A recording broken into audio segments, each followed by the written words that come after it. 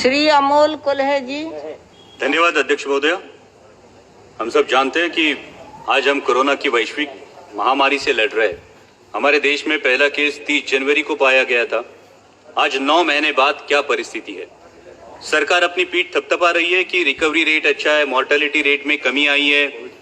इसके लिए मैं सरकार का अभिनंदन करता हूं, लेकिन इन आंकड़ों के पीछे छुपकर हम इस सच्चाई से मुंह नहीं मोड़ सकते कि आज तक कोरोना की बीमारी की वजह से 90,000 देशवासियों ने अपनी जानें गंवाई है। 90,000 डेथ्स, और इसमें इनडायरेक्ट डेथ जैसे लॉकडाउन की वजह से सड़क पर चलते हुए माइग्रेंट लेबर्स की मौतें, कारोबार चौपट होने की वजह से परिवारों ने की हुई सामुदायिक खुदकुशियां, ऐसी मौतें शामिल नहीं है।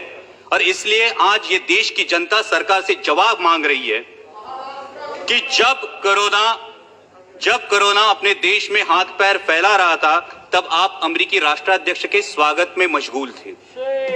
जब देश की सेहत संभालने के प्रयास जरूरी थे, तब आप राज्यों की सरकारें गिराने के प्रयास में लगे हुए थे, और इसका खामियाजा आज देश के हर आदमी को भुगतना पड़ रहा है। अगर दूरदृष्टि दिखाते हुए आपने उसी वक्त हर इंटरनेशनल ट्रैवलर का RT-PCR टेस्ट कराया होता, तो आज ये नौबत नहीं आती। और फिर आपने सरप्राइज इवेंट की तरह लॉकडाउन देश पर थोप दिया। लॉकडाउन लगाते वक्त ये नहीं सोचा कि इसे फेज्ड आउट मैनर में भी लॉकडाउन किया जा सकता है। ये नहीं सोचा कि मार्च के महीने में कोरोना का स्प्रेड सिर्फ शहरी इलाकों में था, ग्रामीण इलाकों में नहीं। और नहीं आपने लोगों को तैयारी करने का अवसर दिया, थोप दिया देशव्यापी लॉकडाउन। परिणाम स्वरूप किसानों के हाथ से फसल चली गई, कईयों की रोजी रोटी चली गई, माइग्रेंट लेबर्स को सैकड़ों किलोमीटर पैदल चलना पड़ा। लोगों ने बच्चों को बिस्कुट खिलाकर, पानी पिलाकर सुला दिया, लेकिन आप पर विश्वास रखकर उन्होंने उफ तक नहीं की। फिर आपने कहा तालियां बजाओ, हमने तालियां बजाई, थालियां पीटी, घंटानाद किया, शंख ध्वनि किए, दिए भी जलाए, हमने सब किया, आप पर विश्वास रखकर किया। और विश्वास ये था कि सरकार पूरी जिम्मेदारी से कोरोना की रोकथाम करेगी। आज भी oxygen bed, ventilator, ICU bed की उपलब्धि के आंकड़े जोर शोर से बताए जाते हैं अध्यक्ष महोदय, लेकिन वास्तविकता क्या है? आज देश के आम आदमी को हॉस्पिटल में बेड पाने के लिए, ऑक्सीजन बेड, वेंटिलेटर उपलब्ध कराने के लिए दर दर की ठोकरें खानी पड़ती है। कई अभागी देशवासी ऐसे हैं कि जिन्हें रास्ते पर दम तोड़ना पड़ा है।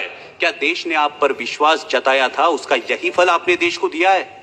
आज 9 महीने बाद भी सर्वशक्तिशाली सरकार देशवासियों के दिलों से इस दहशत को उखाड़ फेंक नहीं पाई, जिनकी उनके दिल में इनसिक्योरिटी है, अपनी जान को लेकर, अपनी सेहत को लेकर, अपने काम को लेकर, अपने भविष्य को लेकर। तो क्या यह हमारी विफलता नहीं है?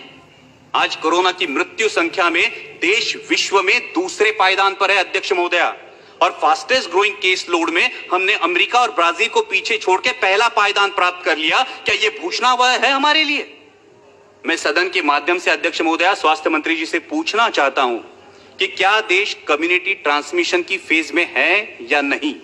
अगर इस सवाल का जवाब हां है, तो सरकार की सब पॉलिसीज फेल हो चुकी है, इसका यह सबूत है। और अगर इस सवाल का जवाब ना है, तो फिर प्रतिदिन 1 लाख के करीब केसेस कैसे पाए जाते हैं? अध्यक्ष महोदया, हमें यह सोचना चाहिए कि क्या हमें पॉलिसीज में बदलाव की आवश्यकता है। अब तक हम individual case identification, contact tracing और क्वारंटाइन के बजाय अब हम जियोग्राफिकल स्प्रेड ट्रैकिंग और उस एरिया में पर्याप्त आरोग्य सुविधा डिप्लॉय करने के बारे में क्या हमें सोचना चाहिए? आज कोरोना से जो युवा उभरे हैं वो प्लाज्मा डोनेट करने के लिए रेडी है, लेकिन मैं स्वास्थ्य मंत्री जी से अनुरोध करूंगा कि ICMR का अब तक प्लाज्मा डोनेशन के लिए, प्लाज्मा थेरेपी के लिए क्लियर डायरेक्टिव्स नहीं है। वही बात सलाइवरी टेस्टिंग की है, और वही बात औषधों के दरों की है। आज फैबीफ्लू ले लीजिए, आज रेमडेसिविर ले लीजिए, आम आदमी के जेब के पहुंच से ये दवाइयां आज भी बाहर है, इस पे विचार होना चाहिए। दुर्भाग्य की बात तो यह है अध्यक्ष महोदया कि जिन पर हमने कोविड वॉरियर्स करके फूल बरसाए, उनमें से कितने मेडिकल प्रोफेशनल्स की कोरोना से मृत्यु हुई, इसकी भी जानकारी हमारे पास नहीं है। यह दुर्भाग्य की बात है। जब मैं ज्योग्राफिकल डिस्ट्रीब्यूशन की बात कर रहा हूं अध्यक्ष महोदया, तो मैं मेरे साथी सांसद फैजल जी का अभिनंदन करूंगा कि लक्षद्वीप में आज तक एक भी कोविड का केस पाया नहीं गया, इसलिए मैं अभिनंदन करूंगा। लेकिन उसी के साथ जब हम ज्योग्राफिकल डिस्ट्रीब्यूशन की बात करते हैं, तो कोविड से सबसे बाधित राज्य मेरा राज्य है महाराष्ट्र। आज महाराष्ट्र में 22% केसेस है और 37% डेथ्स है। अध्यक्ष महोदय, मैंने अभी शुरू किया है, अभी मैं करेक्टिव मेजर्स पे आ रहा हूं। अध्यक्ष महोदय 2 मिनट दीजिए, सिर्फ 5 मिनट। सिर्फ 2 मिनट दीजिए। और जैसा सांसद अरविंद जी सावंत ने कहा, उस प्रकार से महाराष्ट्र सरकार पूरी तरीके से कोशिश कर रही है, आदरणीय शरद पवार जी के मार्गदर्शन में कर रही है। हमारे स्वास्थ्य मंत्री राजेश जी टोपे आए दिन फील्ड पर है, लेकिन डब्ल्यूएचओ के अनुमान के अनुसार नवंबर दिसंबर में हालात और बिगड़ सकते हैं अध्यक्ष महोदया। और ऐसे में भारत सरकार ने 1 सितंबर से महाराष्ट्र सरकार की ventilators, PPE kits, testing kits, N95 mask, ये मदद पूरी तरह से रोक दी है। हमारे मराठी में कहावत है अध्यक्ष महोदया, आई जेऊ घाली ना आणि बाप भीक मागू देना। ऐसा बर्ताव केंद्र की सरकार महाराष्ट्र सरकार से साथ कर रही है। क्या महाराष्ट्र के रहवासी देशवासी नहीं है?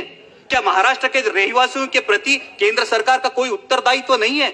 मैं इस सदन के माध्यम से मांग करता हूं कि अविलंब महाराष्ट्र सरकार को टेस्टिंग किट्स और अदर कंज्यूमेबल्स की मदद मुहैया की जाए और उसी के साथ अनइंटरप्टेड ऑक्सीजन सप्लाई के लिए महाराष्ट्र में ऑक्सीजन मैन्युफैक्चरिंग मेगा यूनिट के निर्माण के बारे में सोचा जाए।